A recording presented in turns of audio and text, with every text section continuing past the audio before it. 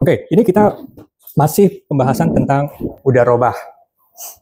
Ya, tapi di kesempatan ini dosen sekalian membahas tentang asuransi syariah. Ya. Oke, berikutnya. Sebelumnya ini dosen ada pembahasan di YouTube, cuman ternyata udah lama juga ya, ini tahun 2021, sekarang 2026, 2025.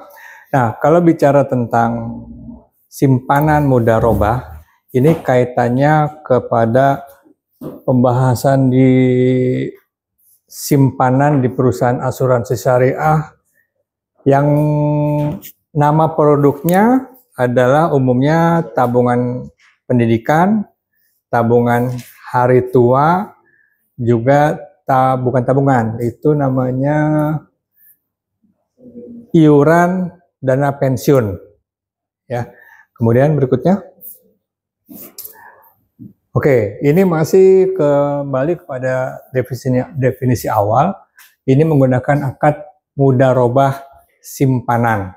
Ya, jadi kalau pembahas akad itu mudharabah, pertama adalah membahas definisinya dulu. Mudharabah itu satu mudharib, yaitu pemilik dana.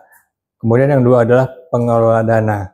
Tapi kenapa bisa ada di tabungan ya? Kan kalau pertemuan sebelumnya mudharabah itu ada simpanan, ya, simpanan deposito. Ya Ridho ya, yang lihat apa nih? Ya, tabungan.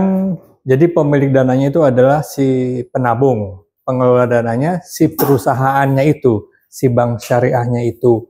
Ya, jadi penabung nitip duit di sana, ada syaratnya sudah dibahas kemarin. Syarat yang gampang itu hanya menerima tabungan, tapi nggak juga hanya menerima pada hari kerja, tapi nggak juga. Sekarang kan serba online, sekarang nggak seperti itu definisinya. Terus kemudian ini ada investasi, ya, bicaranya investasi. Jadi ini pembicaraan yang ada duit, ya. Kalau ada duit, ini kita pas bahasnya. Namanya mudharabah simpanan. Berikutnya apa ya? Oke, sesudahnya. Berikutnya lagi. Oke, sebelumnya dulu. Sebelumnya lagi. Nah, coba deh, ini apa aja sisinya? Dibahas dengan memahami operasional atau kegiatan perusahaan asuransi. Ya, kalau bicara asuransi secara fikih atau secara muamalah itu enggak kejauhan juga membahasnya.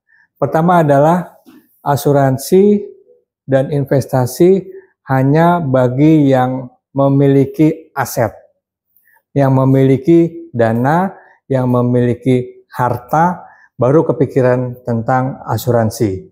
Jadi psikologinya itu, kalau saya punya mobil, saya takut kehilangan mobil itu. Takut kecelakaan, takut kehilangan. Kalau saya punya nyawa, saya juga takut kehilangan. Kalau kehilangan sebagian, kalau mobil itu namanya kecelakaan. Kalau nyawa kehilangan sebagian itu namanya cacat.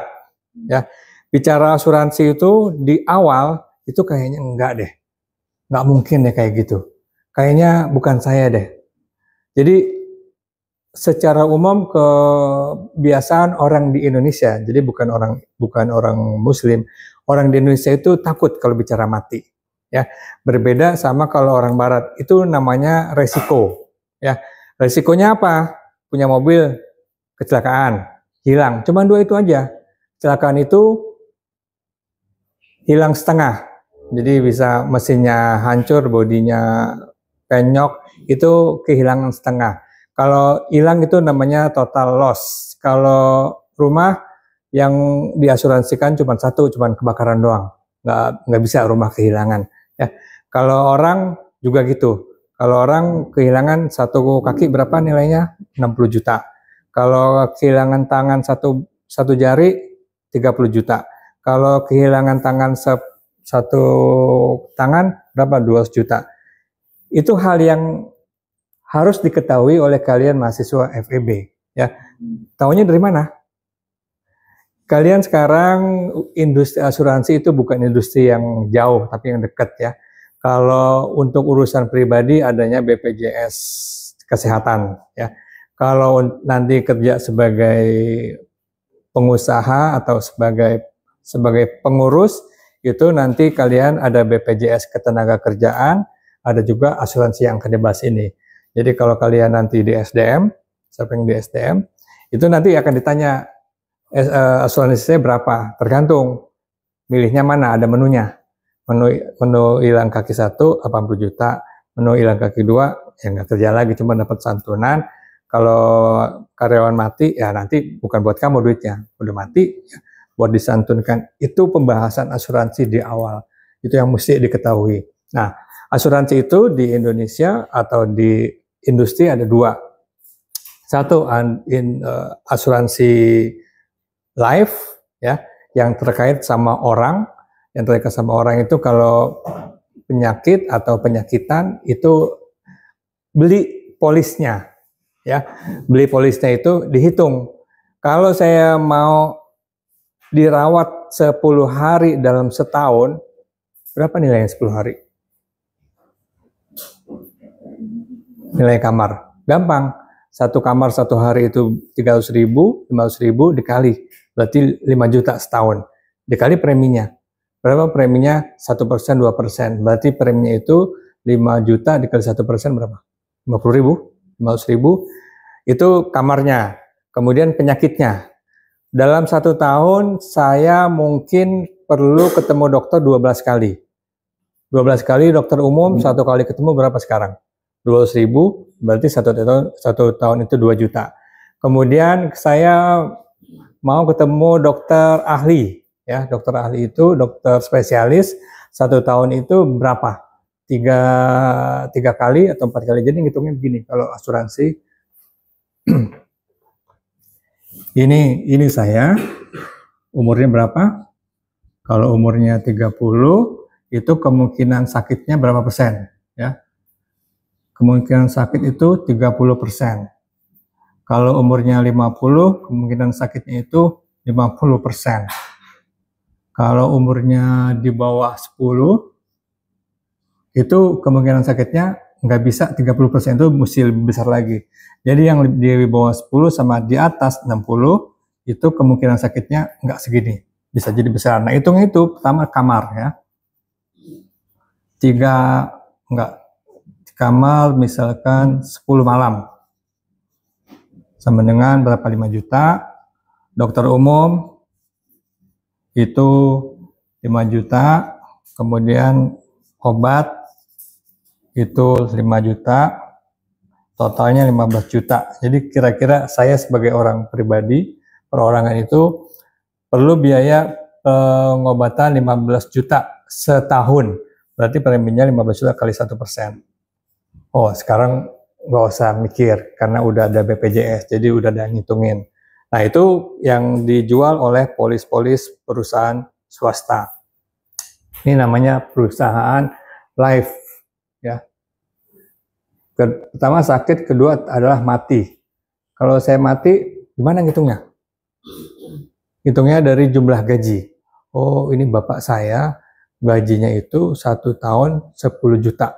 Kalau dia mati, berapa lama kesembuhan atau kita sebagai istri dan anaknya bisa mengganti keuangannya itu kira-kira dikali 24 bulan. Jadi kalau gajinya 10 juta berarti 240 juta. Itu nilai si bapak mati. Dalam waktu 24 bulan nanti ada penghasilan lain ya. Bisa jadi dapat bapak baru atau bisa uangnya buat usaha si istri yang ditinggal. Ini bicara di awal tuh memang begitu. Antara sedih dan antara lucu. Tapi kalau udah kejadian itu nggak usah diomongin, tapi memang seperti itu. Dan ini yang tidak diomongin oleh si penjual asuransi. Penjual asuransi kan bilangnya cuman nanti kalau bapak ibu sakit perusahaan asuransi akan menyediakan dana. Nanti kalau Bapak meninggal, kapan meninggalnya? Nah, itu kan ya seperti itu antara lucu dan fakta. Nah, kalau nanti kalian sudah mengurus SDM, itu akan bagian dari kerjaan. Berapa asuransinya?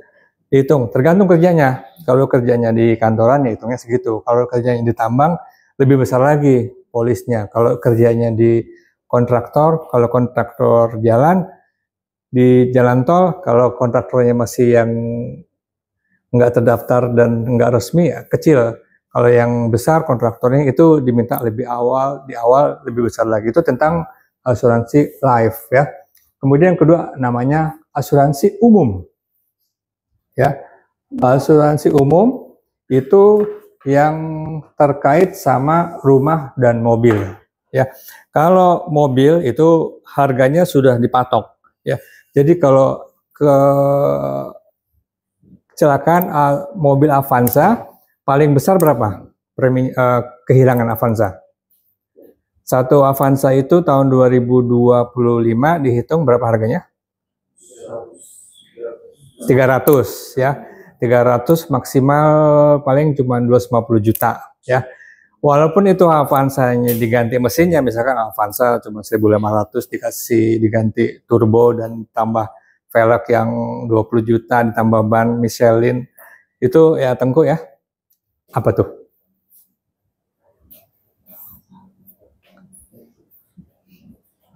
Avanza ya.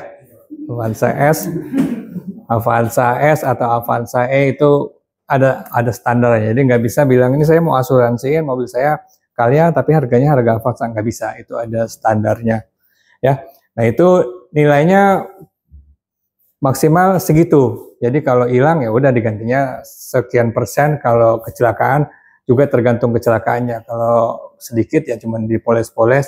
Kemudian kalau rumah itu nilai bangunan di Menteng di sekitar kita kuliah ini sama di Bekasi sama nggak? Apa bedanya? Apa bedanya? Pajak ada dua, jangan ngomong pajak dulu. Nih dosen tadi ngomong apaan? Nilai bangunan Bekasi sama Menteng sama nggak? Bedanya di mana? Letak nggak dihitung, itu namanya nilai harga tanah. Bangunan ruko di Menteng sama di Bekasi, di Bogor, itu semuanya sama.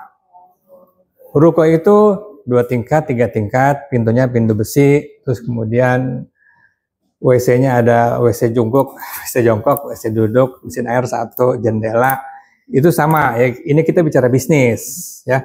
Bicara bisnis urusannya ruko, bukan nilai bangunan. Kalau nilai bangunan pun akan sama. Di Menteng 200 meter, di Bekasi 200 meter, bangunannya kemungkinan besar sama. Yang beda adalah harga tanahnya. Harga tanah itu tidak diasuransikan, harga bangunan. Jadi kalau asuransi itu kebakaran ya. Kebakaran itu juga sekitar 2%, 3% paling. Kalau bangunannya itu satu bangunan ruko kira-kira 300-400 juta, preminya 2-3% itu. Jadi kesimpulannya adalah asuransi berapa nilai tanggungannya itu persentasenya sama. Jadi tadi bicara tentang berapa kali kemungkinan sakit, berapa kali kemungkinan mati, berapa kali mobil rusak, bukan rusak, kecelakaan, berapa nilai mobil hilang, itu nilainya sama. Maksimal di angka 4% sampai 5%. Ini ada patokan dari OJK, nggak boleh mengut asuransi dengan nilai berapa? 20%, 30% itu nggak bisa. Yang jadi maksimal 4%. Ada beberapa pengecualian. Kalau mau belajar asuransi, kalau kalian mau beli polis asuransi, yang perlu dipelajari adalah klausul yang tidak bisa diklaim. Itu satu. Itu yang tidak pernah dibahas. Saya mau beli polis tentang mobil, apa ketentuan yang tidak bisa saya klaim? Itu satu. Kalau mau beli polis tentang kesehatan dan kematian, apa klausul yang tidak bisa saya klaim? Ya, kalau mobil itu biasanya parkir di tempat yang tidak ditentukan, yang di tempat yang dilarang. Ya, misalkan parkir di depan kampus di pinggir jalan itu kalau kecelakaan pasti nggak bisa diklaim karena parkir di tempat yang salah. Kemudian tambah urusan lainnya seperti pengemudinya tidak punya SIM, banyak botak. Kalau penyakit juga gitu, penyakit itu misalkan dia mati, ternyata matinya lagi balap liar, mati lagi tawuran. Yang tawuran biasanya nggak ikut asuransi, tapi dia nggak pernah mati. Masalah sendiri, nggak bisa masalah sendiri, masalah berdua. Ya, kalau tawuran nggak ada lawannya, itu bukan tawuran. Itu gimana tawuran nggak ada lawannya? Paling dibilang, oke, itu tentang asuransi. Kemudian coba sekarang mundur ya. Jadi asuransi itu ini kan asuransi kesehatan, asuransi kerugian, asuransi sesudahnya tadi apa ya?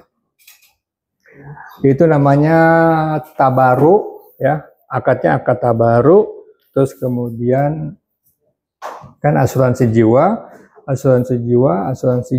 ini perusahaannya perusahaan life insurance ya. Coba mundur lagi. Nah, mundur lagi. Nah, kalau ada satu lagi ya, yang disediakan oleh perusahaan asuransi adalah menabung di perusahaan asuransi. Ini pada prinsipnya bank sekarang sudah mempunyai produk itu. Jadi produknya itu adalah menabung tetap tiap bulan. Jadi ini pilihan orang yang duitnya bukan cuma nabung dan deposito, tetapi orang yang memprioritaskan dia akan punya harta, punya aset, atau yang sudah punya aset atau punya harta. Jadi kalau saya punya duit berapa aja, misalkan 10 juta, saya khususkan tiap bulan nabung 1 juta. Ya, nggak berarti orang punya duit 10 juta itu punya sisa tabungan atau ternyata masih kurang. Jadi itu di pembahasan tentang muamalah, orang itu tergantung isi kepala dan isi pengetahuannya. Jadi kalau orang itu punya duit 5 juta atau 10 juta, kalau pengetahuannya beda, bisa beda. Orang yang 10 juta, penghasilan 10 juta bisa menabung sebulan 1 juta, orang yang punya penghasilan 20 juta belum tentu mau nabung sebulan 1 juta. Itu tergantung niat dan pengetahuannya. Masing-masing punya tujuan yang berbeda. Di pemahaman tentang fikihnya itu tidak terlalu diatur ya. Yang diatur itu kalau dia mau aman ya. Aman itu maksudnya terbebas dari kecelakaan dan kecurian, itu diatur dengan cara sedekah. Karena kalau sedekah itu kita tidak merasa bahwa itu adalah milik kita, ya, tidak merasa bahwa itu adalah hasil kerja keras kita, dan tidak merasa bahwa itu adalah harta yang harus dijaga, harus diapain lah gitu, dilindungi ya. Kalau punya rumah yang bagus tidak harus dipakai pangkat tinggi-tinggi, tapi dia harus berbaur dengan tetangga supaya dijagain dan seterusnya ya. Oke, sebelumnya apa ya? Sebelumnya apa? Oke, nah di dalam pembahasan ini, karena pada prinsipnya kalau menabungnya di bank konvensional itu ada satu kepastian yang dosen bilang itu adalah janji. Jadi kalau kalian nabung di bank saya, ya bukan bank saya pada ini contohnya, itu pasti kita kasih bunga tiap bulan 3% ya. Terserah mau bunganya itu dari mana, pokoknya kita pasti kasih 3%. Jadi kalau setiap bulan nabung 1 juta untuk waktu 10 tahun, di dalam 10 tahun yang akan datang akan mendapat berapa persen? 3% kali 10% dapat 30%. Tapi kalau pola pikir tersebut di bank syariah atau di lembaga atau di perusahaan asuransi syariah, dia tidak berdasarkan itu, tapi berdasarkan bahasa yang disampaikan adalah berdasarkan tingkat inflasi. Jadi kalau sekarang nabung sejuta, Kalau nabungnya di teman, apa namanya? Nabung kok minjem? Nabung? Hah? Ada arisan. Yang betul malah di-owin. Jadi kalau nabung 100.000, 200.000 tiap bulan, tiap bulan 24 bulan nggak dapat tambahan apa-apa. 100.000 24 bulan dapatnya berapa? Hah? Ngitung cepat dong. 1 bulan 100.000, 24 bulan dapat berapa? 2.400.000. Itu kalau di perusahaan, kalau di teman ya. Kemudian dapatnya juga nggak jelas. Sama dengan asuransi ya. Asuransi bayar premi 2.400.000 buat mobil, kalau motor nggak ada asuransinya. Kalau motor asuransinya itu orangnya justru ya.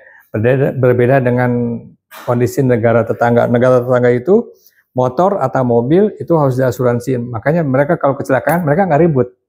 Ya, kalau kita kan kecelakaan ribut karena ini biaya ngecatnya berapa. Kalau ngecatnya di Keramat, ngecat di Keramat berapa? Kalau lewat itu apa? Sini. Yang Duko, ya kan? Kalau di Duko berapa? Kalau di Toyota berapa? Itu memang kalau dibilang ya itulah kondisi kita ya. Kondisi SDM kita membahas hal-hal yang dasar, nggak ada solusinya. Kalau negara tetangga tabrakan mobil sama mobil nggak ada masalah, dua-duanya tinggal dikirim ke asuransi dan beres. Kitanya ada asuransi lagi, itu pembahasan lebih lanjut tentang asuransi dan ini tidak menjadi bahasa. Nah, kalau nabung di bank syariah atau di lembaga keuangan syariah, dia ada tingkat bagi hasil. Bagi hasil itu dari mana? Dari sini. Jadi kalau sekarang rata-rata tadi tabung di bank berapa?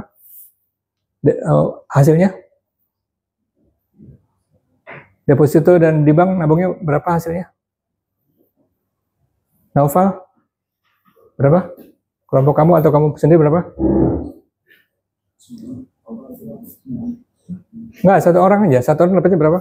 Kalau Naufal dapat di 30.000. Ya, berapa persen? 5,5%. 5,5%. Ternyata inflasi 2024 5%. Ya buat apa saya simpan deposito? Ternyata kenaikan harga itu lebih tinggi lagi. Ya. Jadi itu namanya kondisi ekonomi ya. Saya nabung setiap bulan dapat 3%, inflasinya 5%. Ya, ngapain ditabung? Mendingan dimanfaatkan. Ini cerita lebih jauh tentang keputusan Menteri Keuangan. Jadi duit jangan disimpan, duitnya dipakai supaya jadi penghasilan ya. Berikutnya. Nah, ini ilustrasi menabung mudharabah di bank syariah. Apa coba bacanya sih? Paham kan tulisan-tulisannya? Paham kan nih kalau langsung contoh?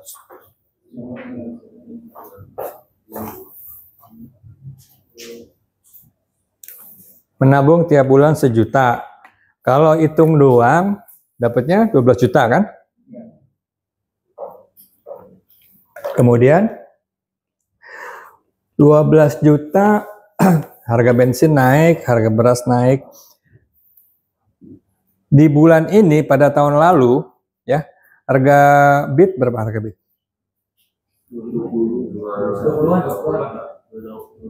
22. Sekarang? Nah, itu naiknya dari mana itu? Naiknya dari mana? Enggak, spek yang sama. Mungkin beda Pak. BIT karbu, masih BIT karbu bukan? Ada yang injeksi. Oke, kelas yang sama.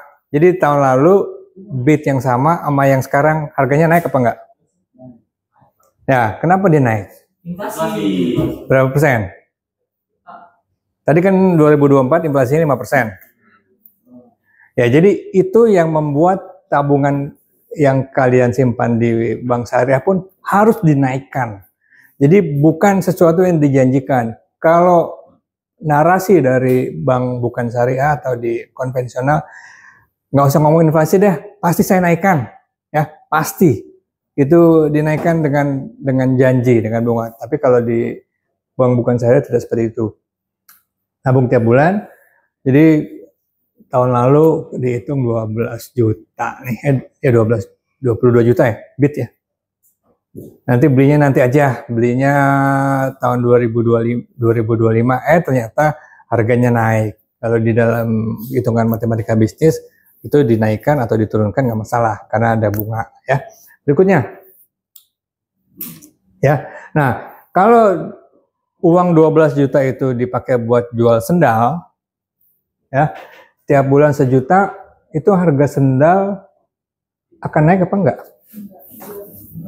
Ini hitungnya gimana sih?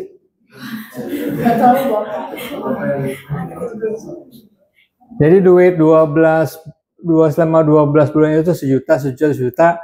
Tapi kalau 1 juta itu dipakai buat jualan sendal, ya, harga beli sendal nggak naik. Kalau udah kontrak, harga beli sendal nggak naik, ya. Tapi harga kirimnya naik, ongkirnya naik, harga sewanya naik. Lebih baik untung-untungan daripada rugi-rugian. Tiap bulan untung 100.000, akhir tahun dapat 2.100.000. Ini real, ya. Ini dosen karena ngeliat tulisannya ini real, ya. Jadi kalau duit ditabung, ada yang ngasih untung karena duit yang ngasih untung itu duitnya dibiayain ke tukang sendal, ya. Kemudian berikutnya, ya. Nah, kalau hitungan yang dijanjikan oleh perusahaan asuransi atau bank itu akan seperti ini. Jadi Yuan pasti tiap bulan itu dapat 10 juta. Ini kalian udah lulus matematika bisnis apa belum? Yang atas apa, yang bawah bedanya apa?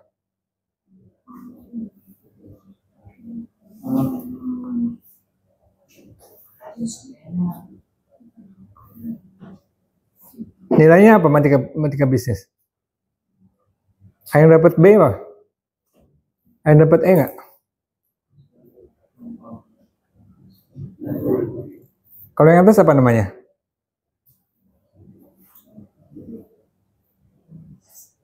Karena dosen habis ngajar tadi pagi nih. Ini cek ulang nih. Yang cicilan pasti yang mana?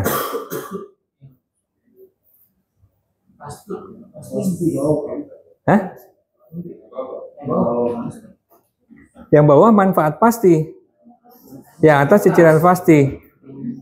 Yang anuitas yang mana? Yang bawah apa?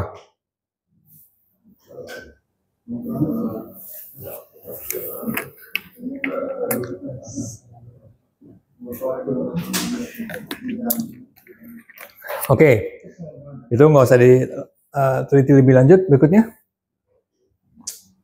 Nah, sebelumnya, ya, ini yang dijual oleh asuransi syariah, ini namanya unit link, ya.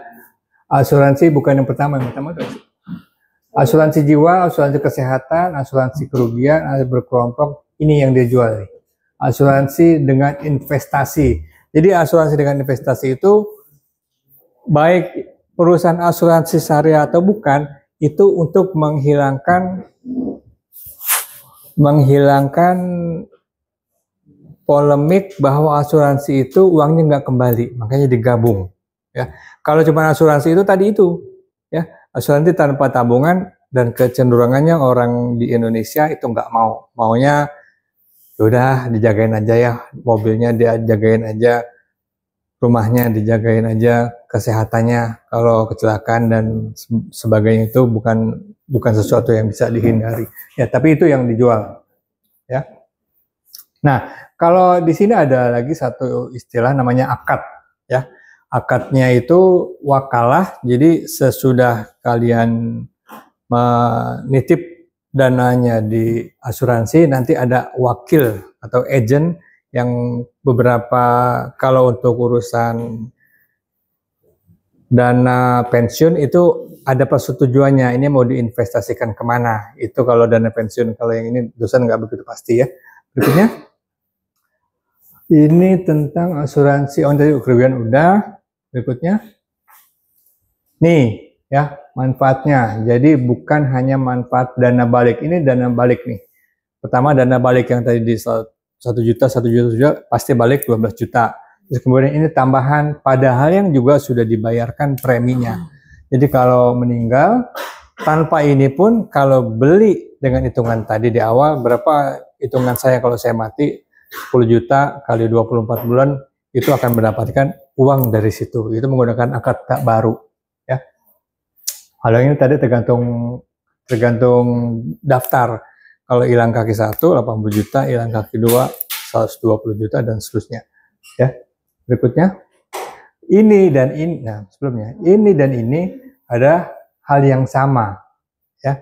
Ya jelas saja yang meninggal dunia yang beli akad, yang beli polisnya itu nggak akan dapat apa-apa karena kenapa? Yang diasuransikan nggak akan dapat duit karena udah meninggal ya. Jadi ini masih diomongin, nggak mungkin yang beli itu dapat dikasih duit.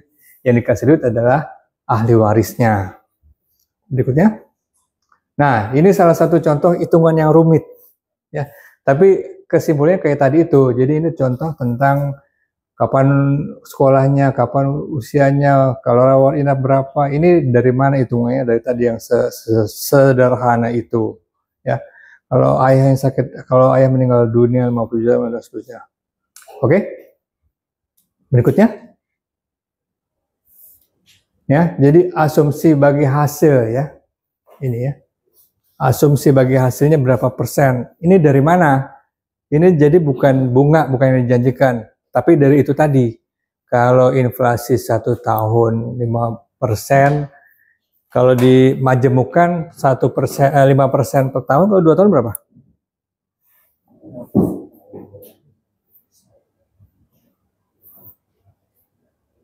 Inflasi 1 tahun berapa? 5%. 10 tahun? 10 tahun berapa persen? Apa iya? Tergantung barangnya. Kalau kalian contohkan handphone ya. Harga handphone sekarang berapa? Yang umum deh.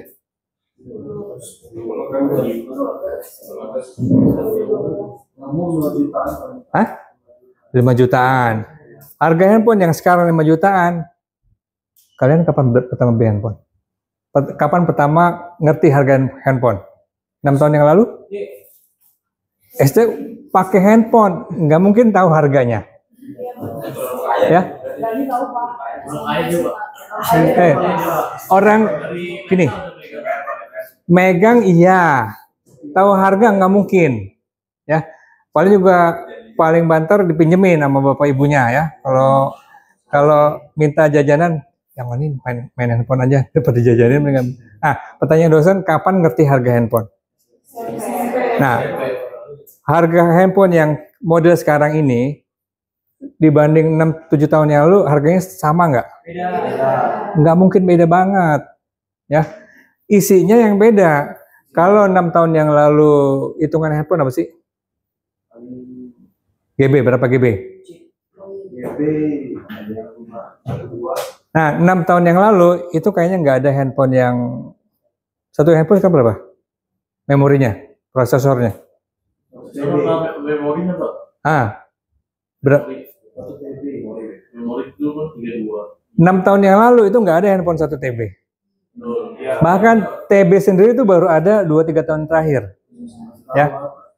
Nah, terus kemudian prosesornya juga 6 tahun yang lalu nggak ada handphone. Berapa sekarang prosesornya berapa sih? Ya, berapa itu berapa GB? Beda lagi Pak, kan RAM tadi itu Pak. Itu RAM. Oke. Ya, RAM-nya berapa?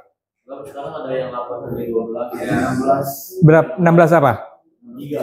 Ya GB juga. Giga apa? Giga. Singkatannya apa?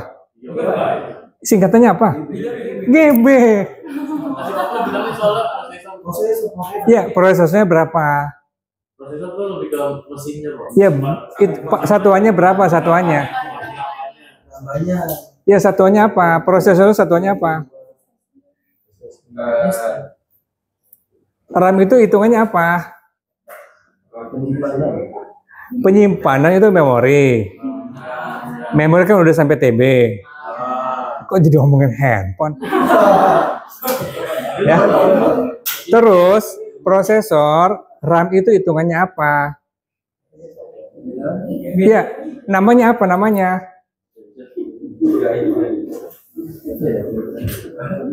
Handphone dosen ini berapa memorinya?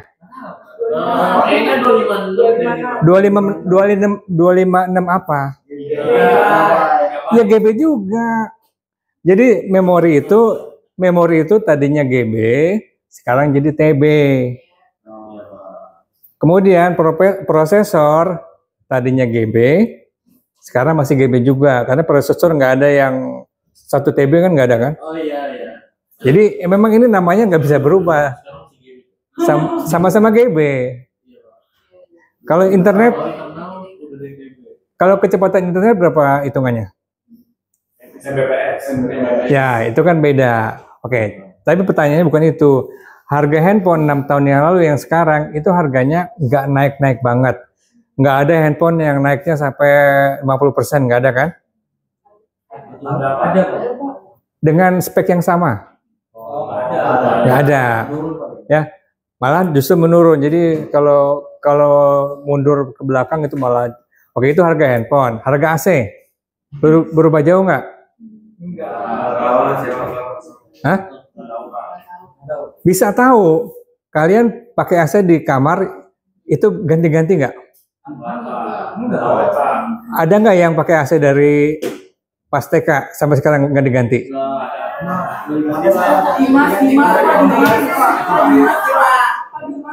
Oke. Nah dari kamu lahir. Jadi maksudnya apa? Handphone gini. Jadi handphone itu diganti-ganti terus, AC nggak penting mau berapa GB, mau berapa MB nggak penting ya. Ya nggak ada yang meningkat juga, walaupun kita sekarang udah meningkat. Tadinya rata-rata berat badannya tadinya 10 tahun yang lalu beratnya berapa? 10 tahun yang lalu beratnya berapa? 10 tahun yang lalu beratnya berapa? Rata-rata berat badan kita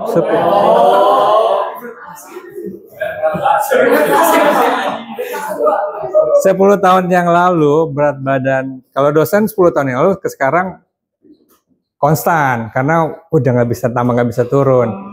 Kalau kalian 10 tahun yang lalu masih kelas 6 SD ya 30, sekarang beratnya jadi sekarang 50, walaupun beratnya bertambah AC-nya tetap. Kemudian global warming, tadinya rata-rata di Jakarta ini 28 derajat, sekarang jadi 33 derajat, AC-nya juga tetap. Maksudnya ngomongin apaan ya? Inflasi tidak terjadi kepada semua barang ya. AC dinaikin juga orang nggak mungkin beli AC 4 ya, kecuali untuk usaha. Untuk usaha tergantung usahanya. Kalau mau jual mie ayam agak ademan dikit ya perlu, nggak bisa banyak-banyak juga ya. Yang dia beli paling sekarang tambah CCTV, tambah macam-macam ya, tambah wifi. Nah, jadi artinya inflasi itu tidak berlaku kepada semua barang ya. Kalau harga mie ayam bisa jadi naik. 10 tahun yang lalu harga mie ayam berapa? Goceng. Ya.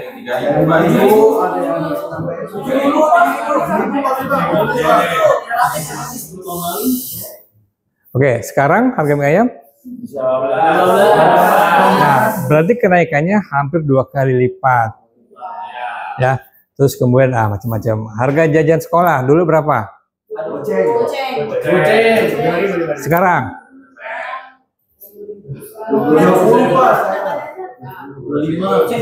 Enggak, sekarang kan kalau 10 tahun yang lalu hitungannya anak SD. Kalau sekarang gratis kan, ada MBG. Oke. Berikutnya. Ya. Ya. Jadi ini adalah contoh tabel. Kalau yang nggak sampai sekarang belajarnya itu memusingkan, ini apaan sih? Ujung-ujungnya apa nih kalau kasih gini? Iya, ujung-ujungnya apa daripada yang ditampil gini? Ujung-ujungnya adalah mereka meminta duit kita untuk disimpan di kantornya. Ya, Bapak kalau simpan duit di tempat saya, kalau mati keluarganya dapat duit, bukan dapat duit, orang itu duit saya juga, ya. Kalau kecelakaan nanti kita cover, orang itu duit kita yang dimanfaatkan, ya. Oke, berikutnya. Ya, ini uang santunannya kalau matinya, nah itu dan seterusnya sampai berikutnya. Membayar uang pisah. Ini untuk urusan tentang dana pensiun. Ya. Apa tuh dia kata? Ini udah urusan lebih tinggi nih, ya. Jadi ini dari e-book yang dosen pakai, ya. Kalau uang pisah itu sekarang itu cuman 10 bulan gaji. Ya. Ini undang-undang yang baru. Jadi kalau karyawan itu diberhentikan akan dapat uang 10 bulan gaji. Ini bukan uang dari perusahaan juga. Ini uang yang dipotong dari gaji tiap bulan untuk diinvestasikan di perusahaan asuransi. Ya, ini ada namanya manfaat pasti, ada iuran pasti. Ini cuma bolak-balik aja dari cicilan tetap dan future value dan present value. Berikutnya. Nah, udah tugas, ya. Oke, kalau tugas kita matiin.